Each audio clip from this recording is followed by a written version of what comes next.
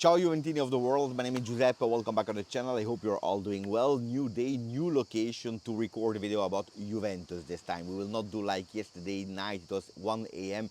where I tried to do something totally different because you know it. I am on holiday and sometimes it's fun to also speak about something else. A lot of people wrote me about a video of yesterday where I was trying some food, some special thing that I discovered in the city of Alassio. Beppe, there is not a lot of things to talk about during Juventus Mercato, and bro is obliged to do side quests. Beautiful messages that actually made me laugh. So is it true? Yeah, probably yes, because it's true that if we were announcing 4 or 5 players, probably yesterday night I would have done another video. It is what it is. If you want to, please put a maximum of like. Don't forget to subscribe because today we'll speak, of course, about Juventus Football Club. The truth is that today, on the 31st of July 2025, we are halfway in the mercato, and it's true that not a lot of things has been done if we are realistic, and it's difficult to find that enthusiasm, a word that I'm using since a few days now. Enthusiasm difficult to find if you are looking at the facts. The facts are that really at 50% of the calcio mercato, in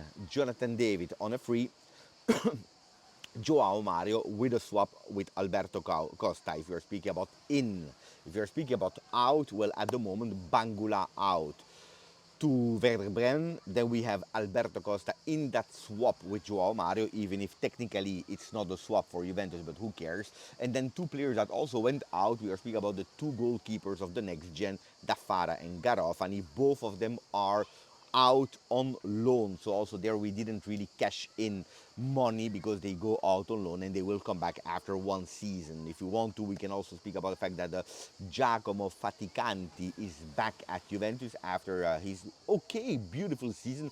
I see a lot of beautiful potential in that player. A first team player, no, not at the moment. By the way, today it's his birthday, 21 years old. Happy birthday to Jack Fatiganti. But here we are speaking about next gen more than first team. Also, what is depressing in a way is that there are no talks anymore about Jadon Sancho. Some Juventini will be extremely happy about that news. Some people will not be happy. But the fact is, happy or not happy, that enthusiasm, that excitement, that newness about Jadon Sancho that was that close to being closed will totally disappear together with names a la Tonali, beginning of the Mercato. You remember Osimhen, Gyökeres, Hansko, 4 names that are absolutely an upgrade of some of the players that we have today in our team. Some players that could have made the difference at Juve. Some players that I tell you since the beginning that I didn't really believe in the possibilities of having them. Then we could have gone all in for one player, but we have so much to do that it would be not realistic. There are some dangers, and I will tell you now. If we are totally honest, I told you about the birthday of Giacomo Faticanti. I let actually the sunglasses so that you can see probably the sea in front of me. It's really beautiful. Maybe I can show you 1 second, and I will put it back. So it's a really beautiful location where you can see the sea just there. Here you have Les Rochers, really beautiful. Anyway, this is not what we are here. I told you about the birthday of Giacomo Faticanti, but today is also the birthday of someone else. It's the birthday of Antonio Conte. And if we are totally honest, well, with the Mercato that we did so far, or the not Mercato that we did so far, we can say that the only one that could have brought a lot of enthusiasm with the same players in and out, and so nearly nothing, it is Antonio Conte. We know it, we have to be honest, because just the presence of Antonio Conte would have revived a lot of memories of a lot of Juventini. And now we are with Tudor. Some people appreciate the person, some people don't appreciate the coach. It's something that we need to discover. A lot of people have doubts, but also it's the situation that makes us doubt. The situation that means that Igor Tudor was not the first choice of Juventus. If you are listening to the rumors that we were reading around May, June, before the Club World Cup. Well, Antonio Conte is not there. He's at Napoli. He made his choice. It is what it is.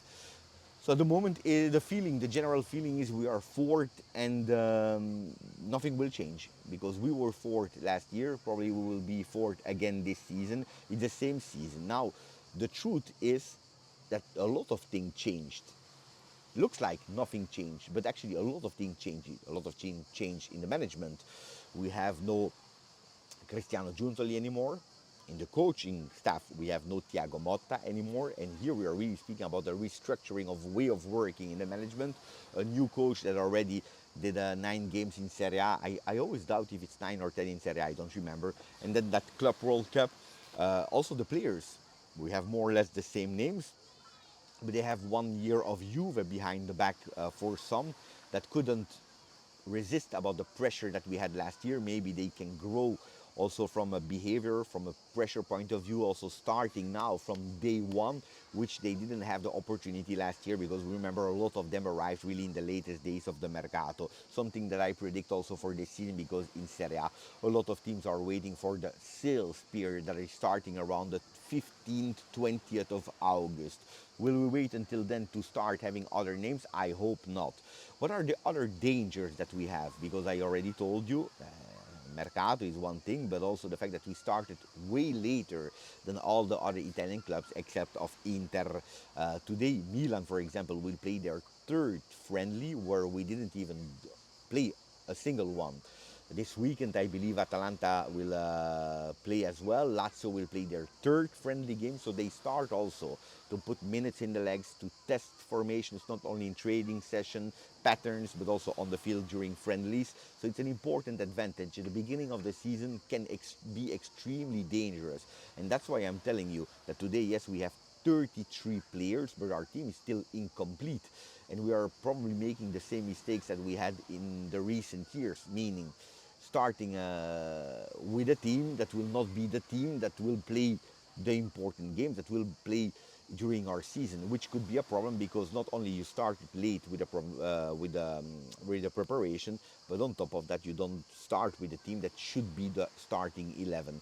So we have a lot of problems there. Also because the 33 players, a lot of them, we can count 11, 12, 13, 15 players are mentally not 100% because of the Mercato rumors. Let me think about Weston McKennie like every single year, Nico Gonzalez, we speak about Dusan Vlahovic, Douglas Luiz, etc., etc. A lot of players are more out than in. Some players do not know what their future would look like a Jalot, like a Facundo Gonzalez, like a Kostic. So it's not really ideal. Juventus at today on the 31st of July, I tell you, I don't see a fantastic, beautiful start of Il Campionato that starts immediately with a banger. We know it, Parma and Genoa first, but then it's immediately Inter. If I'm not wrong, we play against Atalanta. We have, in these first 4, 5, 6, 7, 8 games, we have a huge, big start. So Juventus needs to accelerate that we like it or that we don't like it.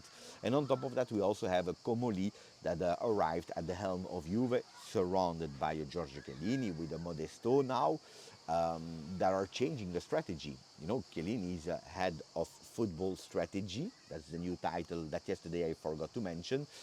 But they are changing the strategy of not underselling players, which could be a risk now because you could have these players in your team, unwanted players in your team at the moment, but in the future can bring you a lot of benefits because a lot of agents, a lot of players will know that you don't mess with Juve. So you are sacrificing maybe one Mercato with that strategy, but it's a clear one.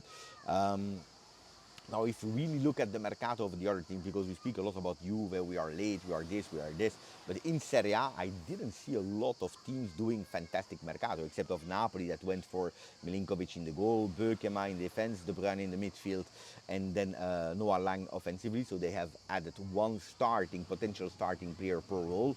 Except of that, I saw Inter with Luis Enrique that is not even a starter, with Boni that needs to show himself, Roma with Al Ainaoui from France, and they went for Ferguson and Wesley, so Roma did well as well. But except of that, Milan went with Estupinian, Ricci, Modric, but they have really an incomplete team as well. If you're looking at Salamakers, he's a right back at the moment in the team of Max Allegri. Atalanta went with Sulemana and nobody else, basically. Bologna went with Vitic, Immobile, Bernardeschi. So I don't really see a huge big mercato because finances, not only at Europe but in Italy, are quite difficult. What are the latest about Juve to finish the video of today? Maybe we'll come back with a second later. Douglas Luiz, Nottingham is really interested. They are pushing for a loan with an option to buy that at certain condition could become an obligation. Would be annoying for you. I remember a few players that went on loan, then they injured themselves or they did a disaster season and then the obligation was not reached and then they came back to the base. So that's something that I would love that we are avoiding as much as possible with a Comoli that at the moment is asking for around 40 million euro. 40 could be a potentially a loan with an obligation to buy. We can discuss on the formula, but 40 should be what we want to cash in for Douglas Luiz after 1 year. Dusan Vlahovic, Milan is pushing, pushing, pushing. When I tell you it's not only Juve, and look at Milan with Jashari, they cannot go, they cannot close the deal at the moment, like Inter cannot close the deal with Lookman. Well, Juve is not the only team in difficulty. Look at Milan, not only with Jashari, but also with Dusan Vlahovic. They want the striker, they try for a striker. The max that they can offer at the moment is 10 million plus Benacer, where Juventus said, you already tried to fool us with Ciao, you wanted again with Tomori that you didn't give us in January, and now you want to give us Benacer. We know you want a striker, you need a striker because you don't believe in Gimenez, but we will not make your life easy. We could accept and doing a minus Valencia, but looks like Comoli has absolutely no intention to do that. So if you enjoyed the video of today, don't forget to support me also on holiday with that beautiful view. Maximum of like, don't forget to subscribe. Grazie, forza, Juve. Oh, and I hope that that second part, because the 50 next percent of the Mercato could be different. So I hope it will be a beautiful one because there is a lot of work to do. Ciao.